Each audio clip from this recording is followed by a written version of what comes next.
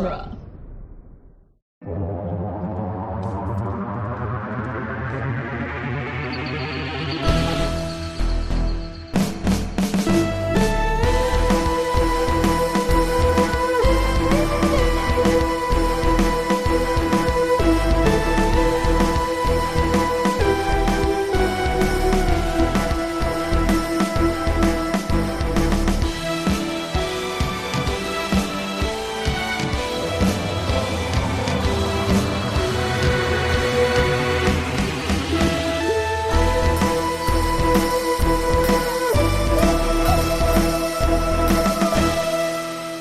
Welcome back to The Doctor's Companion Presents Doctor Who The Long Way Round, the weekly podcast where we review and discuss every episode of Doctor Who, one doctor at a time. I'm Cass Fredrickson. I'm Nick Jimenez. And I'm Scott Corelli. Yay! Today on the show, we'll be discussing the Masque of Mandragora, the Fourth Doctor's 12th story. I always want to call it Mandragora. I don't know. However the hell they're pronouncing it in the episode. Yeah. Yeah, it's not Mandragora either. Like, what did I put out on I put a pronunciation. We were pronouncing it wrong. Because like I look at it and I'm like, that's right. Mandragora. That's how you say that. And then no, it's like Mandragora. Mandragora. Is this a Vincent Van Gogh situation? Do you think it's just like a question of dialect? Oh, maybe. Maybe, but it's also a made up word. As opposed to like omega, the omega controversy, which I stand by. That's omega, guys. We're American. Omega. It's fine. We can say it that way. But this being a made up word, I'm like, it could go either way. I don't know. Yeah. It's omega, and if you got a problem with it, you can take it up with Lexington and Concord.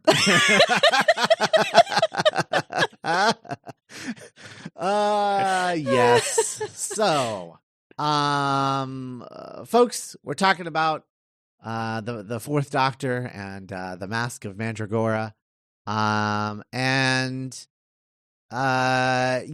So this one, this is the start of season 14, the third season of the Tom Baker Fourth Doctor.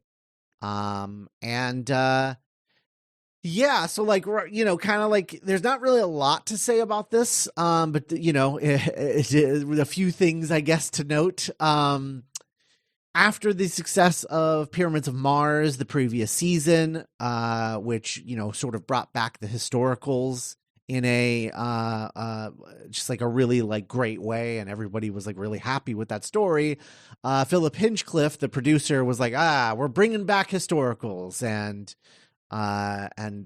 Robert Holmes was like, no, like that's historicals suck, they're boring, like no. And he's like, but Pyramids of Mars was good. He's like, oh, you want historicals like that with like sci-fi in them? Oh, okay, that I can do. So then he's like, okay, great. So they decide like they're going to bring back the historicals, but as long as there's still a science fiction element to be part of it.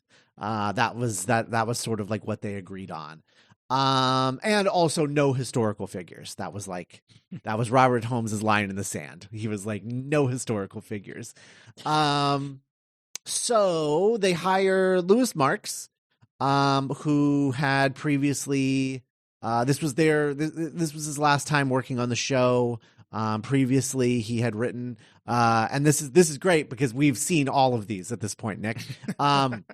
He had written Planet of Giants. That was his first story, followed by Day of the Daleks, which was the like Terminator kind of like adjacent Dalek story from the Third Doctor's era. Then Planet of Evil, which is a very like forgettable Fourth Doctor story. And now this, the Masque of Mandragora. And the reason why was basically because they decided, Holmes and Hinchcliffe and Holmes decided that they wanted this to be Renaissance Italy.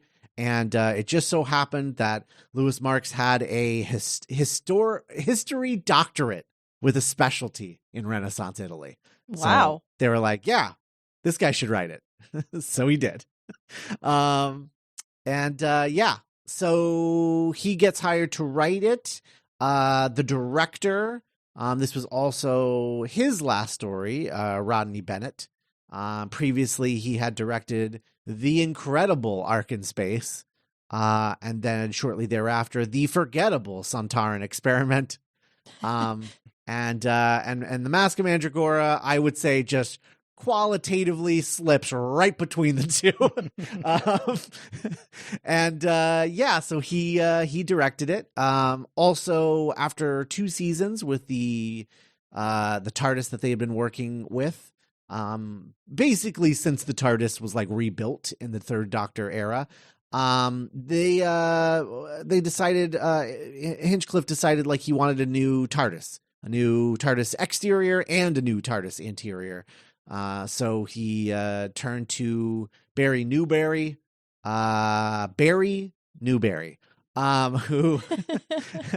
that's a hell of a name.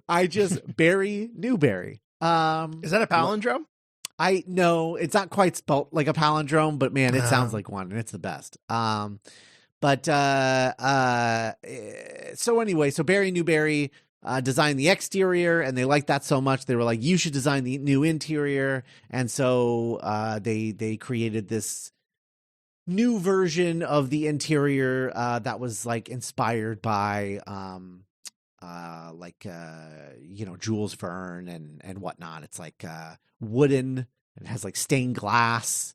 It's also smaller than the previous console room because that one apparently was so big that it was like tough to shoot in a multicam setup, apparently. So they wanted a smaller, tighter version, and also like a bunch of shit didn't work. Like the console like moving up and down was like always problematic and always breaking. So they solved that by making this one not move at all.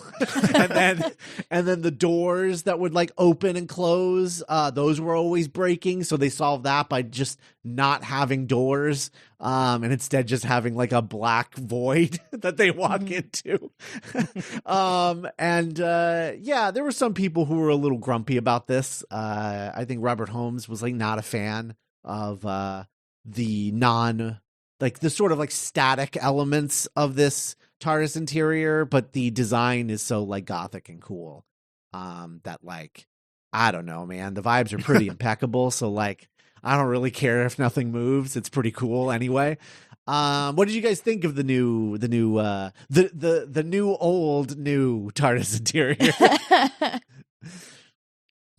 Nick, this is your first time seeing this, right? Yeah. The set?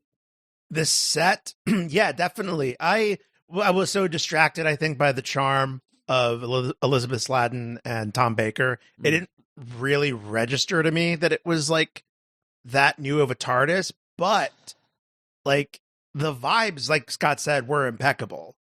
Like, I don't think I praised this era of the show enough on Long Way Round. You don't. You kind of take it for granted, to be perfectly honest. Yeah. I think you're right. I think You'll miss it in a season. Yeah. That's this is the last season of the good shit. Starting next season, it's all bad Tom Baker shit. That's not true. It's pretty lousy though. Like there's pops here and there, but it's not. It's rough. It's rough. It is. It's rough. But yeah. So you'll miss it. And this is our penultimate Sarah Jane adventure as well. And she's terrific in this. Yeah, she is. She really is. Cass, what are your thoughts on coming back to this lovely TARDIS interior? I really like this one. I kind of like that it's low tech. It feels this is like a really like, I don't know. It feels like a cathedral, but like intimate. I don't know. Like the Eighth Doctor's was like straight up a cathedral, but like this is like, I like how small the set is. Yeah. I think so too. It feels, like it's funny is like, cause I was, while watching this, I was also just like throughout, I had this general thought about like there's that scene at the end of, I think it's part 1, when the Doctor's about to be executed, as you do on Doctor Who. And there's a guy like beating a little drum, Mhm. And I was just like thinking like, I don't know which is more correct. If it is that if we went back in time, that like these historical periods would be like grandiose like they are in historical films now, where like it wouldn't just be a little guy with a drum. It's like this guy with like a big mallet and the drum's huge. And it's like, this really like big, like cinematic thing. Or would it be like really lame like this one? And like that's truer to history, as if it's like really lame. And sometimes you go to these like old historical settings, that are like, buildings that are still like up and everything. And a lot of times like they're kind of like smaller and a little underwhelming. Mm-hmm. And I do wonder if that's like generally how we would kind of feel if we actually went back in time, where it's like, oh man, this is a little underwhelming. So I bring that all up just to like compare and contrast like this TARDIS interior to the Eighth Doctor's TARDIS interior. Yeah. Both being sort of like Jules Verne inspired, and both like kind of like goth and whatever, but steampunk adjacent. Totally. But there's something, you're right, Kath. There's something very charming about like the size of this one just being so small, because it just feels old. Like, yeah. When he finds it covered in dust, you're like, yeah, that makes sense. Yeah, like the console like looks like a converted desk. Yes. It looks like a secretary desk, and I like that. Yeah, I agree. The moment where he finds the Third Doctor's like outfit on a hanger covered in dust, that was confusing. I was like, why? When did that happen? When was the Third Doctor ever in this TARDIS interior? That was a little odd. But I did really like the joke of like, yeah, I don't know why I stopped using it. And then later he was like, yeah, we just went here, totally out of my control. TARDIS just decided to do this. He's like, maybe that's why I stopped using that old console room. And I was like, I love that. That's like quintessential like Doctor bullshit to me. Like, and I love it so much. Just being charmed by a thing, forgetting the reason why they stopped using the thing to begin with. Mm-hmm. Yeah. Definitely. Yeah, I did like that. Why did I stop using that? Oh, right, because it's broken. Yeah. No, it's so charming that kind of reminds me of like the River Song joke decades later of like, it makes that noise because you have the parking brake on. Like, yes. Yeah, but I like the noise. The idea that they still don't have every aspect of themselves figured out, even after all these centuries, is fun. Yeah. Yeah, it's really good. Cass, what was revisiting this story like for you? I genuinely had zero memory of any of this, so this was like watching a new episode. I kind of feel the same way, actually. I was very shook. I think my favorite aspect of this, it was the cult masks, which are just like all so well designed. There's a lot of really well designed stuff in this, but like I love those masks a lot. Reminded me of the Smiler in Beast Below. Oh, yeah. Had that kind of vibe to it. I was a big fan of the cult in this. I just thought they had like a cool look, and there's like the end in the last part when Tom Baker is playing the role of the leader of the cult, and he's got his arms stretched out, and you're getting like mad Eyes Wide Shut vibes. I was like, yeah, this is pretty cool. Nick, what did you think? Mad shut. Yes. Yeah, I was very charmed by this episode. It was swashbuckling and fun. I'm stuck on this thing you said at the beginning of like how this was going to be an historical, which were by then the precedent was that they were boring, but we're going to inject some Doctor Who goofy bullshit into this historical to spice it up. And it's like, oh man, that's kind of like one of the core genres of Doctor Who episodes at this point. Yeah. Yeah. From even like as recently as our beloved Rogue from this past season. Right. So, right. That's exactly right. Quietly a pretty influential episode in that way. Yeah. I mean, I think Russell specifically loves the wacky Doctor Who bullshit historical. Like that's like one of his favorite things. And for a long, like through the RTD1 era, like there was always at least one of those, if not two every season. So, that's definitely, you're right, Nick. And I don't think there was another pure historical until Black Orchid, and then that was the last pure historical. Until it was something weird, right? Was it the Witchfinders or the Nikola Tesla one? It was one in her era, in 13's era. That was like the first televised purely historical Doctor Who adventure since Black Orchid in like 82.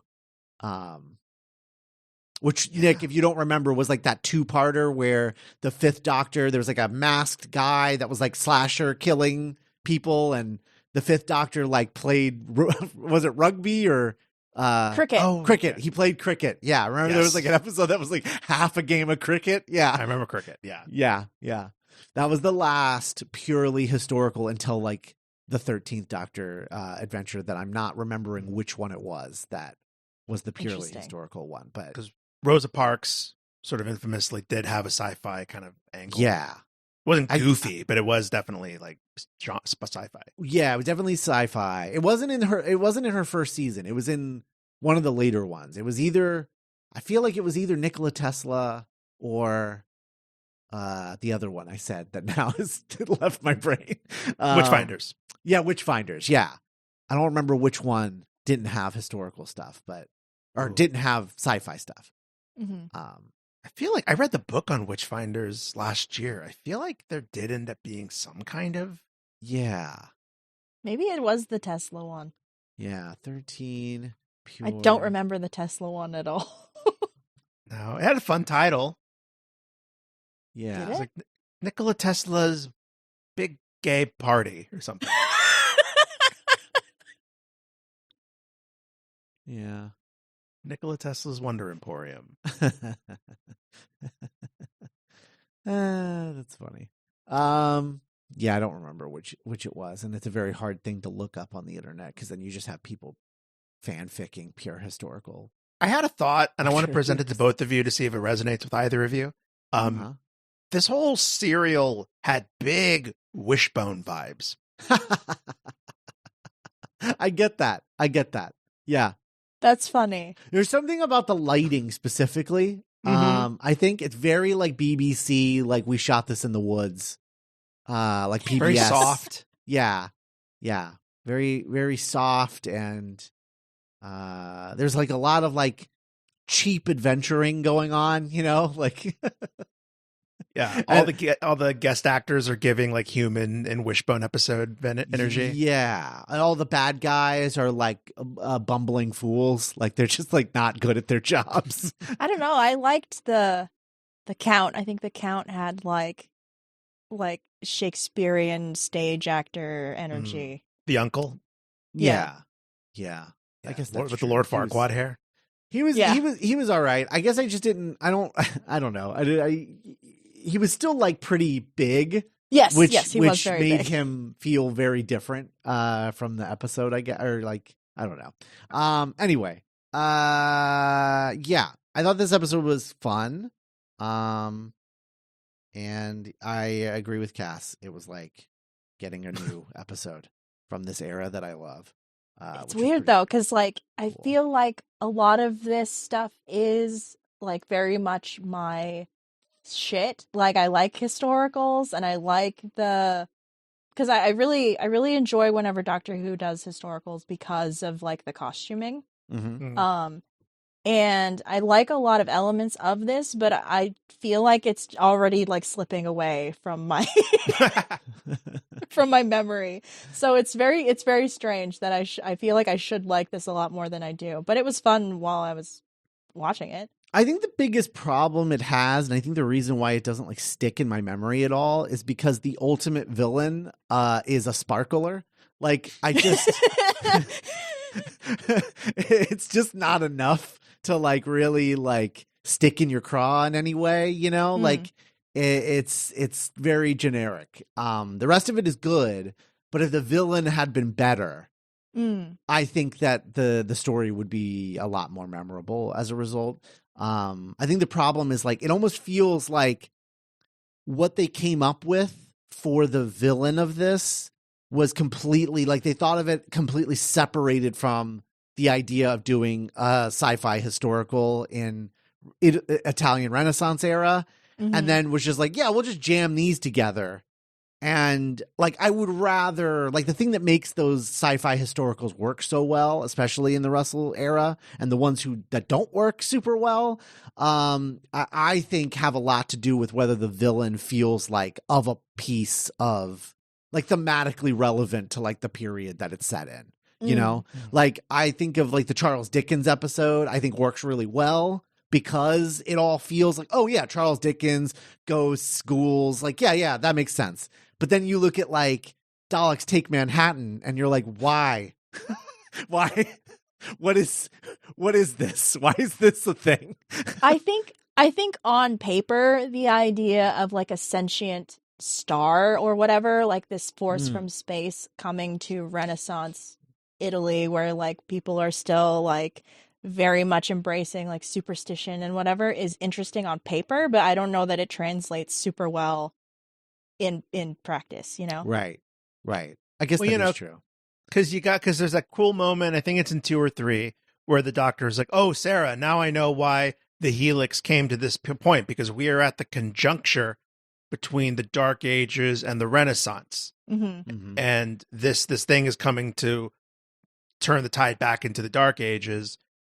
But it's almost kind of like a Fortnite skin where like this is such a Doctor Who story where you got good guy, team bad guy, you got a cult, you got a scheming cult guy, you got running back and forth, you got people getting captured.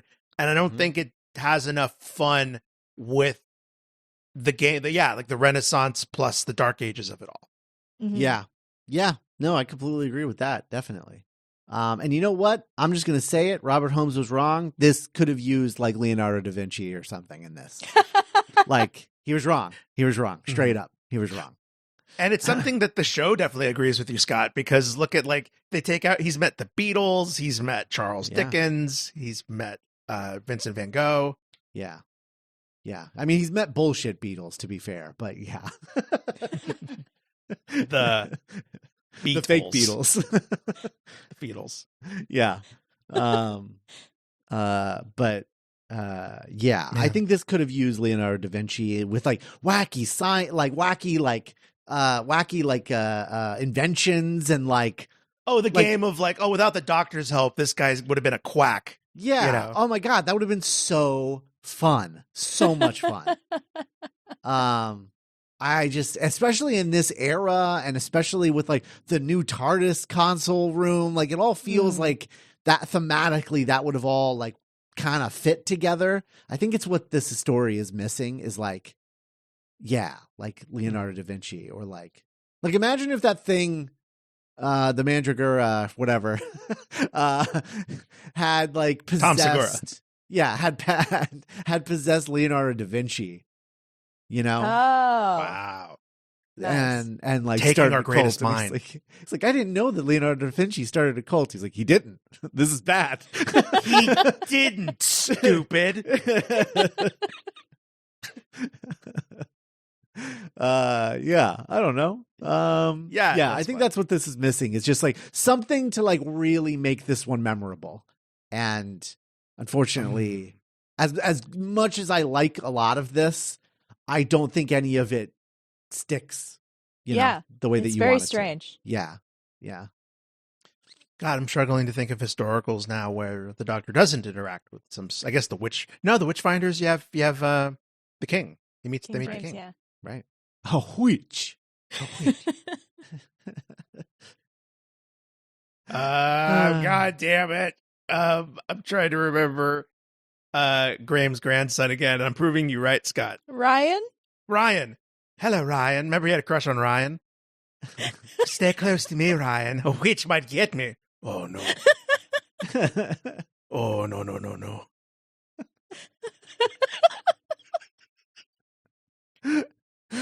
That's one of the fun ones. So I guess launching into our recap, I really, really loved just the cozy Gilmore Girls kind of business at the beginning of of the Doctor and Sarah Jane wandering the TARDIS, and she's being like, how big is this place? And he's like, I don't know, it's infinite. How big are you? And she's like, I'm 5'4".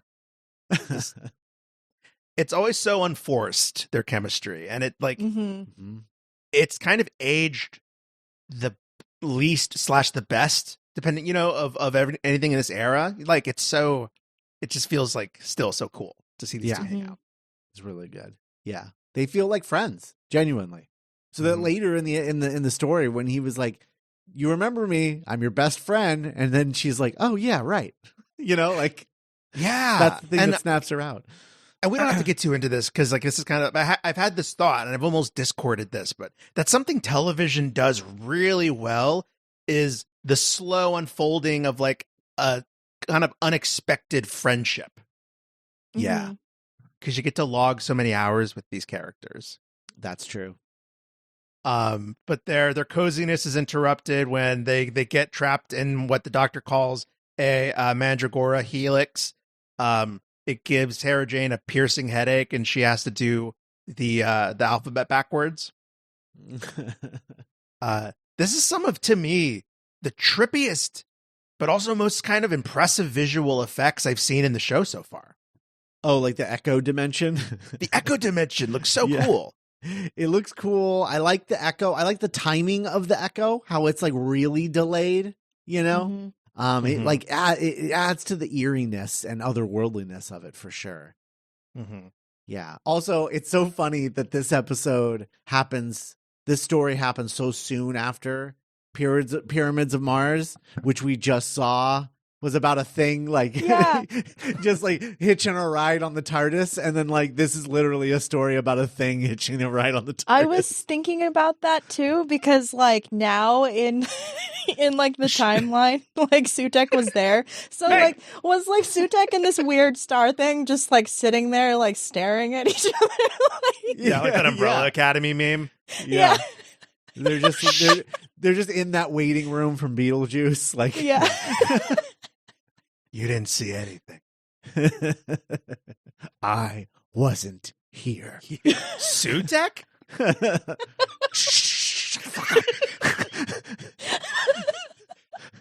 I love this reality where they all know each other, like it's Batman the Animated Series, Oh man, I would kill for an Almost Got 'Em episode of Doctor Who, where it's just all the villains swapping stories about how they almost won. They almost beat the Doctor.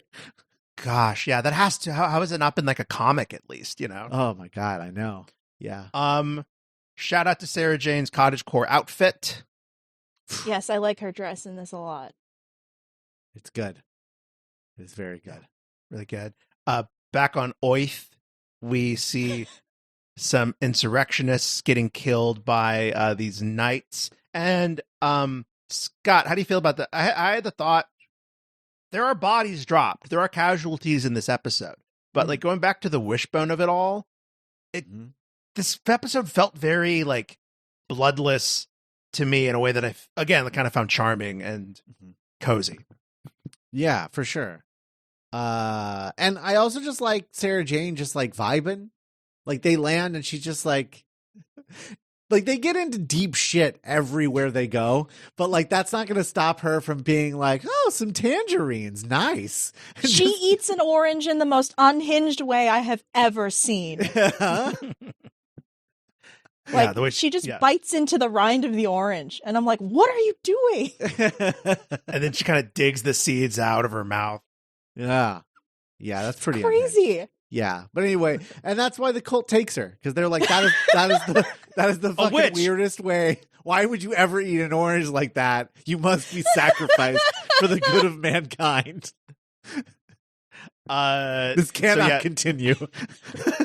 These hooded rogues, also very level 1 D&D. These hooded rogues just take Sarah, they're carrying her off, and then the Doctor gets to do some judo. He does a really cool thing where he's talking to these people about hey, have you seen this woman? She's 5'4.5". I just love that he has that in his head now. That's how he can describe her. And they run away because the soldiers come and they're have you seen a 5'4" woman? And this guy is just like, I'm the one talking, and like points the sword at him, and he just sticks the orange on it and then like pulls out like this little instrument like that he swings around and like makes like a cracking noise, and then like distracts them enough to like knock a guy off a horse and escape with the horse.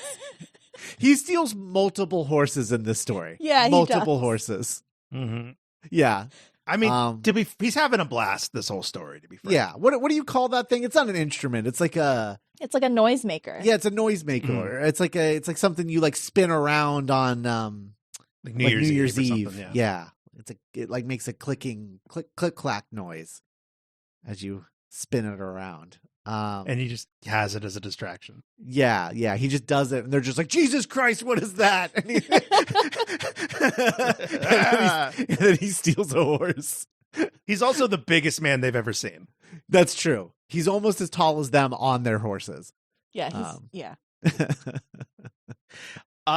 Readers, we must glance away from the Doctor and Sarah Jane and towards our supporting characters in the story.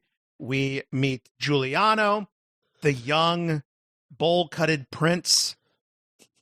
Prince, I say prince is like an archetype. You know what I mean? Like he's the young prince character. He's about to ascend to be duke because his father recently passed, even though he was in fine health. And we have Hieronymus, who is an astrologer, who he's like, yeah, I said in the stars that he was going to die, even though he had perfect health. And I forgot what episode we learned exactly, but Hieronymus and the uncle character that we've been talking about, they're in one of my favorite character dynamics. They're in cahoots, but they don't like each other. Mm-hmm. Indeed. There are a lot, like more than you would think, a lot of Farquaad looking motherfuckers in this story. I'm not gonna lie, like It was a the lot style at the time. Oh my god, just a lot of people have that haircut in this. It's pretty wild. But yeah, we also should mention that I guess the prince's like buddy, his pal, his BFF, good friend and his roommate. good friend, his platonic good friend who would do anything for him. Marcus, I think is his name. Marco. Oh, right. Because I kept thinking it was like young Marco Polo the whole time, and I was like, no. Just like I was like, this guy's a little like, I know Galileo wasn't a prince, but this guy's pretty Galileo coded. Talking about like science and stars and having the thought that like maybe we revolve around the stars instead of the stars revolving around us. And everyone's like, he's a witch, kill him. Oh man. Like episode 5 or 6 or whatever, when he's like, I have episode a theory. 5 or 6 doesn't even go that far. 3 or 4. Towards the end, Marco takes Sarah Jane aside and is like, I'm part of this fringe group that believes that the earth might be round. And she's like, go on. Yes. Her delivery is just so great. Oh God, it's the best. Anyway, they're gay. That's what we're saying. Yes.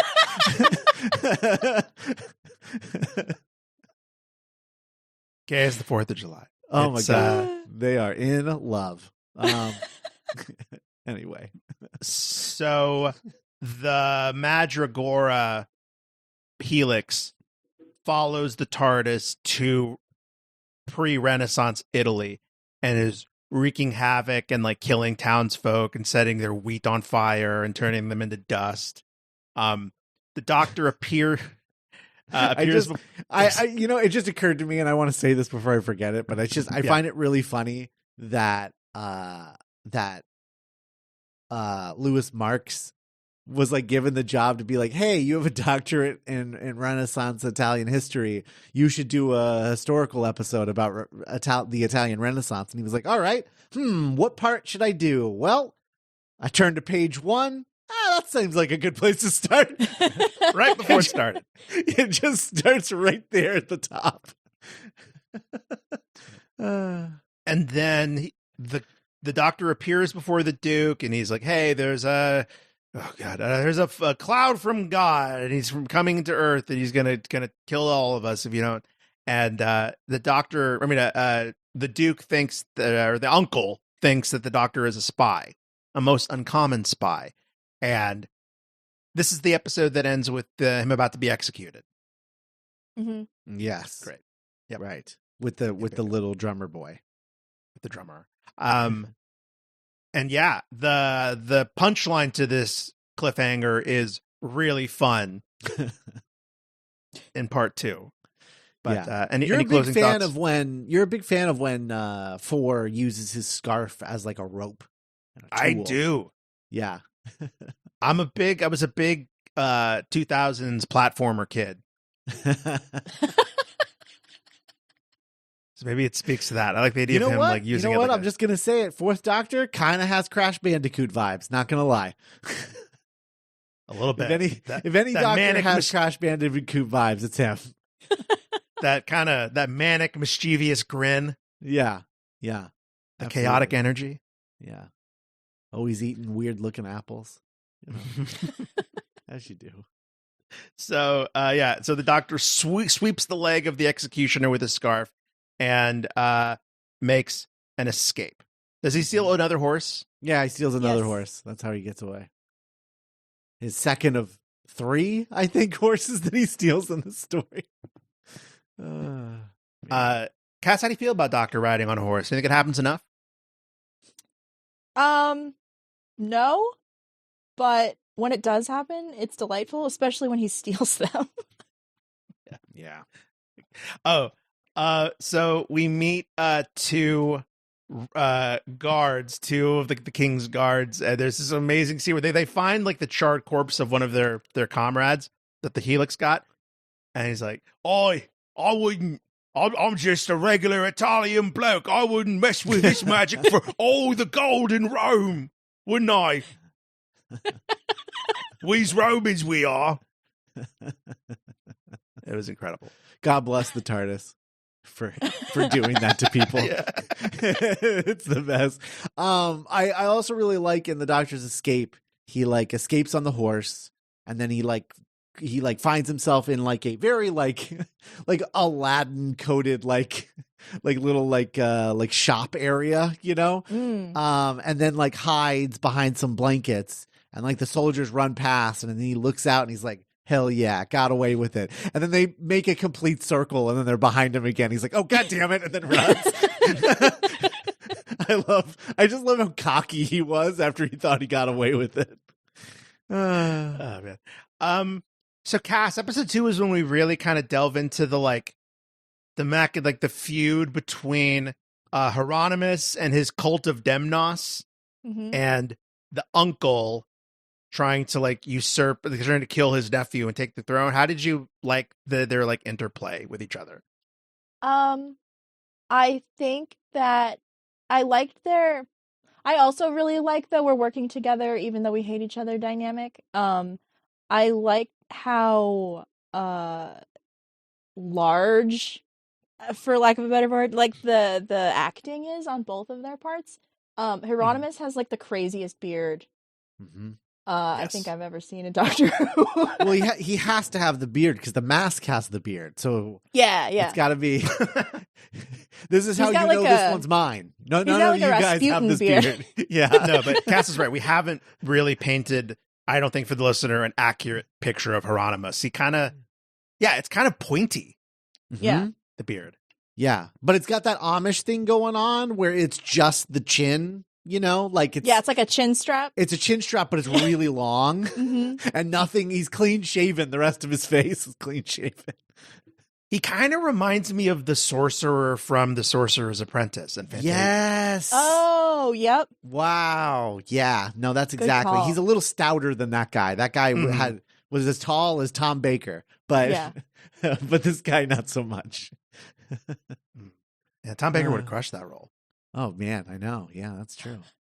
Wow. Or just him interacting with Mickey would have been great. Remember that video? Did you send me that video of him like watching the Mickey Mouse Club and like talking about Mickey Mouse? Yeah. He was like talking about Disney and stuff. Yeah. Yeah.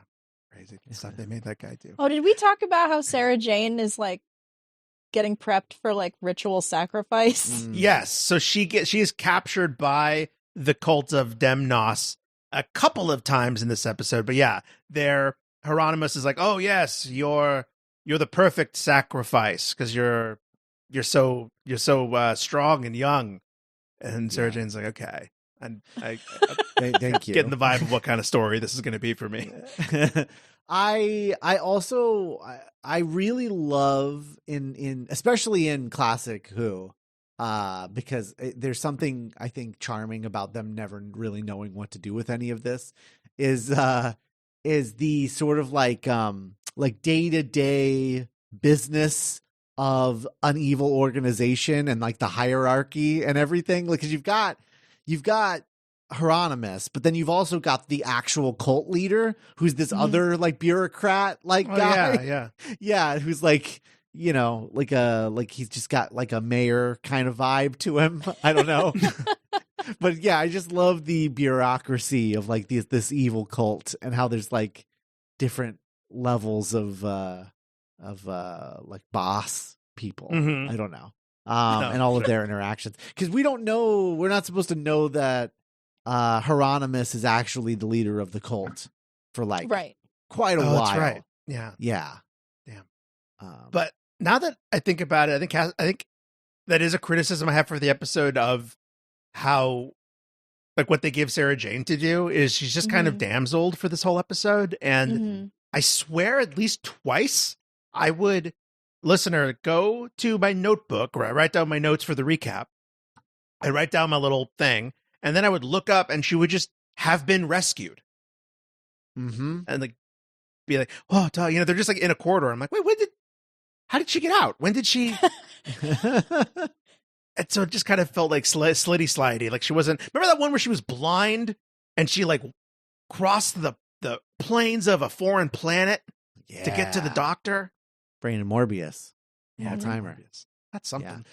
Yeah. I did really like, so the doctor, like as he's still running away from those soldiers who were coming after him, he ends up stumbling upon this ritual sacrifice, and he was like, wow, just in the nick of time. And they shoot this close up of Sarah Jane as she's just staring forward, waiting for death. And then you just see her just get dragged off camera, like out of frame. And then you cut to a wide and it's the doctor. And it's really good. Like, I thought that was shot really funnily. I don't know. I really liked that. He's just like, shh, let's get out of here. And then the guy goes to like hit, like drive the dagger down into her heart, and there's no one on the stone. He's like, oh, what? Where the hell did she go? That's good. Part 2 ends with they're outside, and as the doctor is up on a hill, Giuliano gets jumped by like 3 or 4 guards that are loyal to his uncle. And it's like he's about to be assassinated, and that's the cliffhanger. Yeah. Another assassination. And in part 3, we get a freaking proper Tom Baker Doctor Who sword fight. So I had questions about this, Cass. What do you think about, like, because there is a philosophical difference, I feel, between a Tom Baker sword fight and a John Pertwee sword fight. Yeah. Yeah. And I'm curious, like, how you feel about them compared to each other. I love a good sword fight in Doctor Who, but like this lacked the like secret sauce. I don't know. Like I think maybe it's just the very, there's something about like, because I feel like with Pertwee it's mostly like it's just him, you know, instead of like the Doctor and this guy against a group of dudes. You know what I mean? Yeah. And the choreography was very like high school Shakespeare. Yes. Definitely. What I will say about Tom Baker, because I don't disagree. I think you're dead on. But also, like, there's something about Tom Baker as the Doctor where he is like, no, I like what Pertwee was doing. I like what he was up to in terms of like, he would have these big swashbuckling moments. And he's like, I want to do those, but also I want my Doctor to like be like made a fool of right after he gets like if he gets something good happen, like if something cool, he does something cool, I immediately want to take the wind out of his sails. Yeah. Which I kind of respect, you know. As cool as it is and as fun as it is seeing like John Pertwee just like take down the master at a sword fight with like one arm tied behind his back while yawning and eating a sandwich. Like that's fun and I love it. Right. But, there's also something fun about a doctor who is like very cocksure about how good is at what he does, only to be like immediately like that having that undercut immediately. And like having a star that is willing to undercut himself in that way. He really has. Yeah. I'm sorry for interrupting. I just thought of this because there's a court jester in part 4, but he has like court jester energy, you know, where like I'm expecting him to use his scarf instead of a sword or something like that. Yeah. You know? Yeah. There's a moment in the sword fight where Tom Baker or the Doctor has just the biggest, goofiest grin on his face. And that is something else I could see like a young Moffat or a young RTD really glomming onto, is just like, he's having a ball. He's having so much fun being on this adventure. And it's kind of like, to bring Pertwee back in, it's like the difference between seeing James Bond in a sword fight and like Bugs Bunny in a sword fight. Yeah. Yeah. Oh my God, you're totally right. Yeah. Yeah, like, that's it. Because you love Pertwee for being like just so cool and unbothered the whole time. But... Right. And then you have somebody like David Tennant who, like, when he's in a sword fight, you know, I'm thinking of like, this is my fighting hand. Like I think about that, and it plays out like a John Pertwee scene, except he has a gigantic smile on his face the whole time. So it's like this weird, he like splits the difference between the two in this really interesting way. Where he's allowed to be swashbuckling, and then like he'll just comment on it or have someone else comment on like, wow, whereas that was crazy. I feel like 11 more so than 10 would have the like, he looks cool for a second, and then it's like, you know, your pants are down, right? And it's like, oh no, you know. I can explain the hot boxers. Yeah. Like, whereas 10, he would get humbled, like the part where, like, there's moments where he's like the butt of the joke, but in kind of a different way. It's so fascinating. Yeah. So Sarah gets here you go. A 10th Doctor please. version of that. A 10th Doctor version of that would be, he would do the coolest shit you've ever seen, and then he'd like turn to his companion and be like, huh? Right? And she would be like, I've seen it better in like this movie, and he's just like, oh, what? And then that's it. Yeah. And then you just move on. just like takes the wind out of his sails a little, and that's it, you know? As opposed to like being made a fool of. Yeah. Man. So somehow Sarah Jane gets captured again, and Hieronymus hypnotizes her. Yeah. And now she becomes like a sleeper agent, and she's like trying to like stop, you know, she's with the Doctor doing the running back and forth, but now she's secretly trying to like stab him. Creepy like possessed Sarah Jane, like with the poison knife. Like creepy. Really creepy. Yeah. Like Elizabeth Sladen's really bringing the creepy vibes in that scene, I think. Yeah. It's great. I wonder if she ever did like a horror picture. I don't know. She should have been in like a Hammer horror movie at some point. Most great. Def. Yassine Bey. The Doctor starts to speculate, you know, I don't think we were dragged here by accident. I think that Mandragora Helix already has a dude on the inside. I like how it doesn't take him very long to get to like, oh, it's Hieronymus. It's just there's so much other stuff for him to do. But he does eventually suss out that Hieronymus is probably the person that's been laying the groundwork for this invasion. And then we get the scene where he's like, oh, Sarah Jane, Giuliano is bringing all of these great minds together for a masquerade, a party to celebrate his ascent into dukedom. And the Doctor's like, oh shit, if the Helix zaps all of these minds in one place, it would send us back into the Dark Ages, and that will not stand. Not on Doctor Who's day, he says. The Duke has finally had enough with Hieronymus's bullshit, and he brings like 3 or 4 dudes to go ascend into the catacombs to take him out. But at this point, Hieronymus has been helixed, I guess, magdragonized. And so when the uncle takes off his mask, there's just like a granite rock or something, like a blank slate. And the episode ends with him zapping the uncle, and episode 4 begins with him turning into dust. Yeah. Mm-hmm. The count is dead. Yep, the count is down. Yep. Great. That's good. Oh man, that would have been so great if like that's what Tom Baker said when he like when he came into the room to like stop them from executing the prince. He's like, the count is down. Just waits for somebody to like clap or something. What? Is my uncle dead? Yes. Yes. You're the uncle now, dog. You're the uncle now, dog. You don't become. So, yeah, listener, I neglected to point out in episode 3, but like episode 3, everyone's just getting snatched. They take Marco's boy. They take Marco, the prince's boyfriend, and torture him. Then they take Marco. Then they take Giuliano, and everyone's getting tortured in like the dungeon. But then the doctor appears to say, "Hey, the count is down. Your uncle's dead." So, Giuliano, you are the rightful duke. And the knights who just captured him and were torturing him are like, my king, or whatever. Yeah. My duke. They decide to hold the masquerade knowing that it's probably a trap, but they're going to turn the trap into a trap.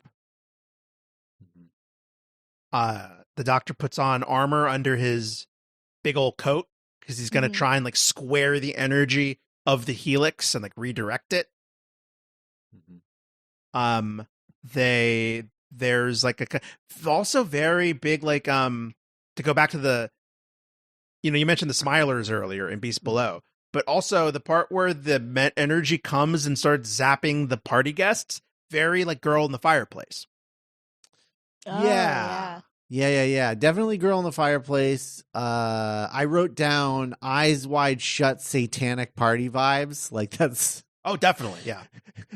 That's definitely what I was getting throughout the whole Masque of the Red season. Death. Yeah. That was a big inspiration for this story. That's why they spell Masque that way.